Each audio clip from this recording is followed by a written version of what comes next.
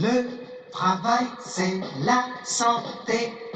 Rien faire, c'est la conserver. Les prisonniers du boulot font pas de vieux os. Ces gens qui courent au grand galop, en auto, métro ou vélo, vont-ils voir un film rigolo? Mais non, ils vont à leur boulot. Le travail, c'est la santé. Rien faire, c'est la conserver. Les prisons. Bien, bonjour les premières. Je vous accueille aujourd'hui avec cette célèbre chanson de Henri Salvador, donc un vieux chanteur des années d'après-guerre, qui donc chantait Le travail c'est la santé, puisque nous allons continuer à travailler sur la nouvelle division internationale du travail. Mais comme il disait, le travail c'est la santé, mais rien faire, c'est la conserver. Donc, je pense qu'il y en a certains d'entre vous qui sont particulièrement en forme, notamment les semaines de confinement. Et j'espère que vous allez mettre un peu à mal votre santé la semaine prochaine quand on se retrouvera en présentiel. En tout cas, donc, nous étions toujours dans le grand 2, les espaces de production se réorganisent et pas deux réorganisent, il y a une faute. Et petit 1, une nouvelle division internationale du travail. Donc, on venait de voir la division internationale du travail, donc, ou DIT pour l'abrégé, dite traditionnelle, qui consistait en une spécialisation des territoires selon les grandes familles de produits. Donc, en gros, les produits à forte valeur ajoutée qui étaient plutôt produits dans les pays du Nord et les pays du Sud, eux, fournissaient essentiellement les matières premières. Et dans ces pays du Sud, il y avait notamment des pays ateliers qui se consacraient à la fabrication de produits à faible valeur ajoutée, à fort besoin de main-d'œuvre, comme par exemple l'industrie textile ou le jouet. Eh bien, dorénavant, nous allons voir dans un point suivant la nouvelle division internationale du travail qui est beaucoup plus complexe. Alors, pour illustrer cette nouvelle division internationale du travail, eh bien, on va partir de la chaîne de valeur de l'iPhone. L'iPhone, un objet de consommation commun que vous connaissez tous. Il faut avoir son iPhone à 16 ans ou 17 ans, sinon on a raté sa vie.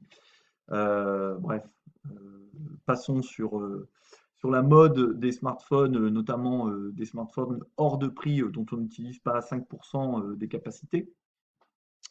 Donc cette nouvelle division internationale du travail est plus complexe car désormais les plus grandes entreprises, celles qu'on appelle les FTN, les firmes transnationales, ces entreprises qui réalisent leurs activités, leurs chiffres d'affaires dans plusieurs pays, dont par exemple Apple pour l'iPhone, et qui sont constituées, ces FTN, d'une société mère qui a son siège social dans son pays d'origine. Par exemple, Apple, son siège social est aux États-Unis, en Californie, dans la Silicon Valley, et qui a par contre des filiales implantées dans d'autres pays, mais qui restent sous son contrôle. Donc on voit les filiales, ça va être par exemple des fournisseurs, des entreprises qui vont participer à l'assemblage de l'iPhone. Donc, désormais, ces firmes transnationales vont pratiquer ce qu'on appelle la décomposition internationale des processus productifs. Quel terme horrible! Décomposition internationale des processus productifs, qu'on abrège par le merveilleux sigle DIPP. Donc, cette décomposition internationale, comme son nom l'indique, on décompose internationalement le processus productif, c'est-à-dire la production d'un objet. Par exemple, ici, l'iPhone, eh bien, va être décomposé internationalement tout au long de son processus, entre les différentes filiales. Par exemple, les espaces productifs des entreprises sont de plus en plus géographiquement fragmentés. C'est-à-dire que l'entreprise ne produit pas tout dans un pays, elle va fragmenter sa production à travers le monde. 30% du commerce international de marchandises sont en fait le fait d'échanges entre les usines d'une même firme.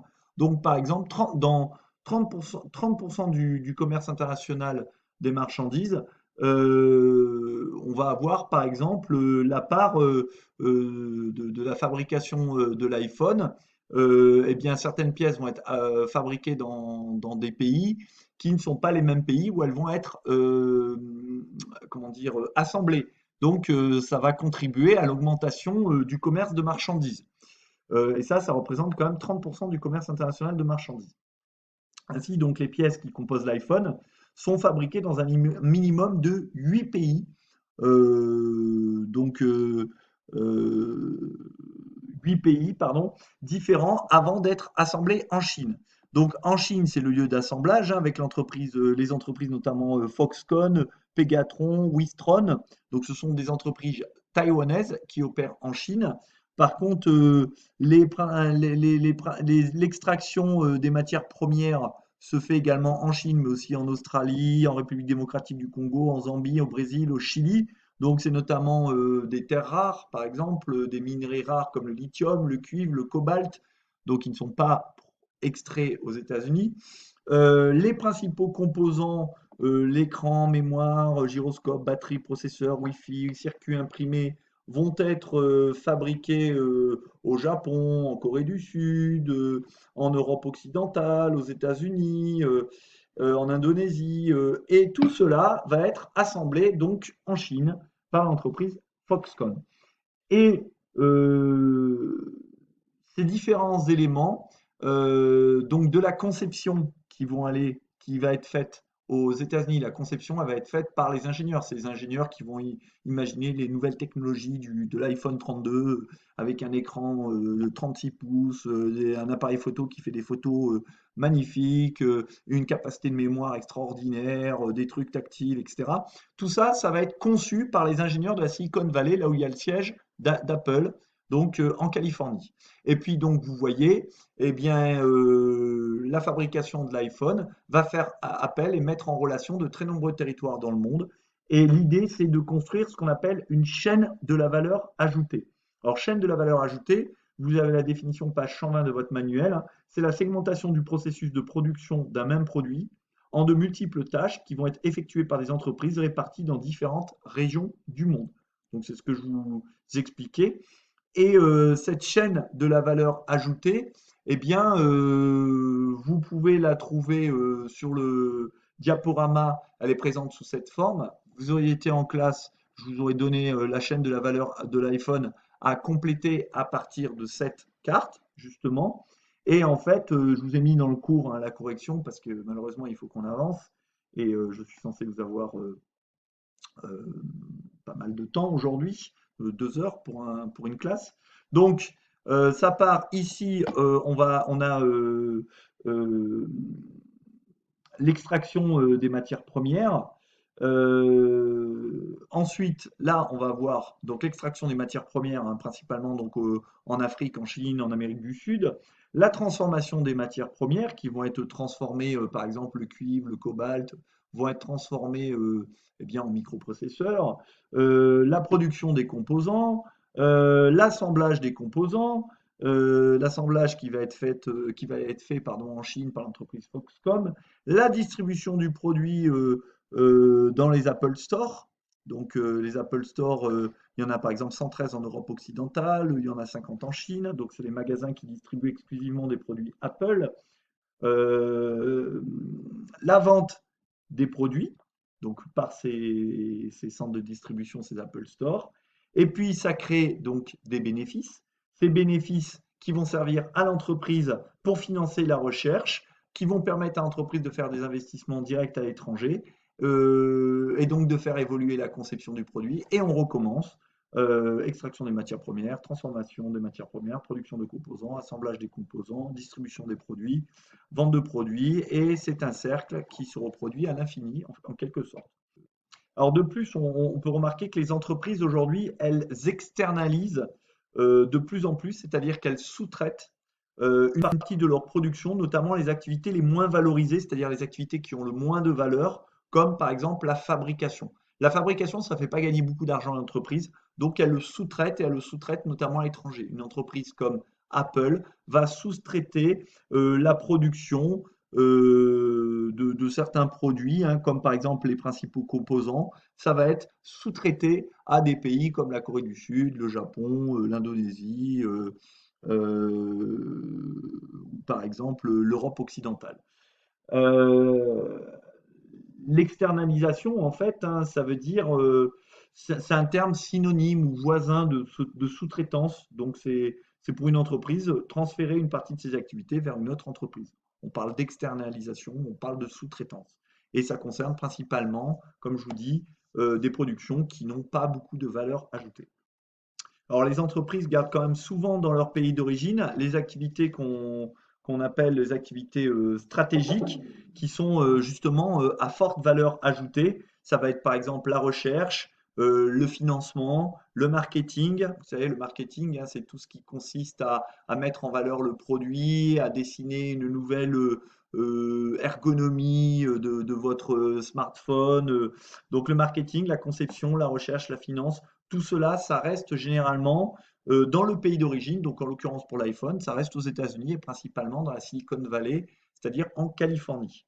Dans tous les cas, évidemment, pour ces firmes transnationales comme Microsoft, Apple, je sais pas moi, Amazon, eh bien, dans tous les cas, ces firmes transnationales recherchent la meilleure compétitivité et pour elles, eh bien, c'est véritablement un moteur qui va justifier leur dissémination et leur externalisation aux quatre coins de la planète. Donc, qu'est-ce qu'on appelle la compétitivité en économie, hein? C'est la capacité à produire à moindre coût et à moindre prix le même bien ou le même service que celui de ses concurrents. Donc, on recherche toujours la compétitivité. Être compétitif et être compétitif, c'est produire à moindre coût et à moindre prix le même produit que ses concurrents.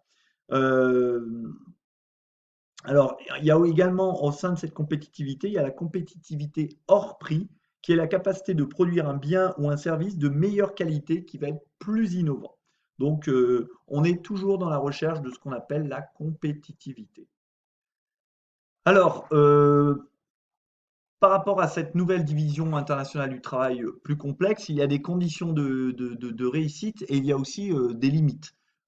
Cette segmentation, justement, donc cette division du travail, profite aujourd'hui de la forte mobilité des hommes.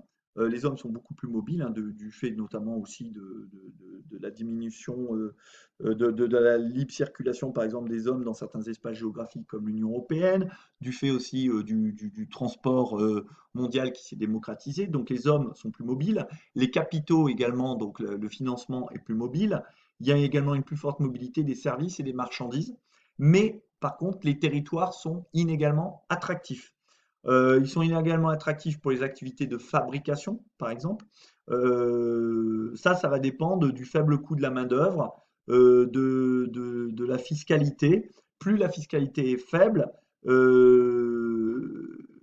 et plus le coût de la main-d'œuvre est faible, plus ça va être des facteurs d'accessibilité déterminants. Les territoires sont également inégalement attractifs pour les activités à forte valeur. C'est la présence d'un marché potentiel, d'une main-d'œuvre qualifiée, de laboratoires de recherche, de sous-traitants compétents qui vont, dans ce cas-là, attirer les entreprises.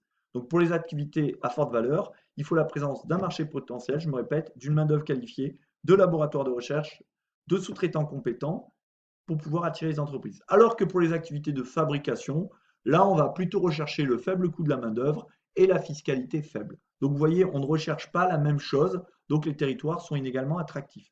Et finalement, de nombreux pays du Sud ne valorisent pas assez leur production. Et on a l'exemple bien connu du chocolat, avec la chaîne de valeur justement du cacao qui est représentée ici. Donc les pays producteurs, ce sont surtout des pays du Sud. Par contre, les pays consommateurs, ce sont surtout des pays du Nord. Donc les pays producteurs, ils